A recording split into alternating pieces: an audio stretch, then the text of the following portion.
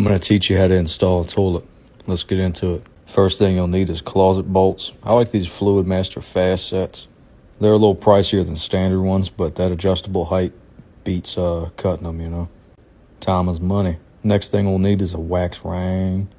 I like the ones with the horn, and just kind of mush that bad boy on there. Now you take your toilet and hover it over there, line up both bolts in the holes and push it down. Give it a little wiggle, maybe even twerk on it a little bit just like that. You mainly just want to get it nice and flush on the floor, make sure it ain't rocking. If it is, then you're going to need some shims. Now we can move on to playing with our nuts. Installing the nuts. You start with a plastic washer for the vanity cap, then the metal washer, then the nut, snug them up. And you want to tighten it evenly on both sides, and you kind of just want to get it snug enough so the whole toilet doesn't move. Because if you over tighten and crack the bowl, you're going to have a bad day. And now you grab your tank. Make sure you got all the hardware for it, because you're going to need that too.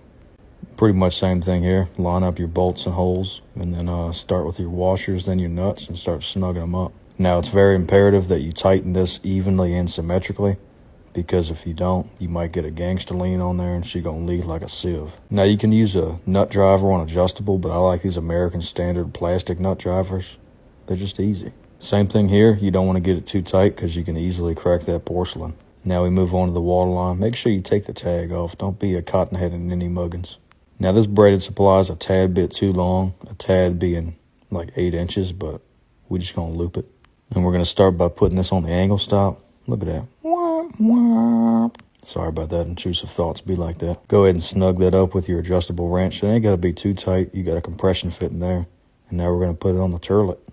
No wrench needed here. Hand tight is perfectly fine. And I'm just going to go ahead and loop this up so it looks halfway decent.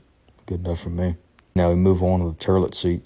This is an American Standard toilet seat, so they got rubber grommets with threads in there. But different manufacturers are going to have different designs. But it's a pretty universal thing that it's a piece of plastic that your butt sits on and it bolts to the toilet. So there you have that. Now just pop these covers on. Look at that. Ain't that satisfying? Nice. And now for the piece de resistance. The lid. Nice. What a great fit. Beautiful. There's no water. I forgot the video of putting the caps on, but I did do that.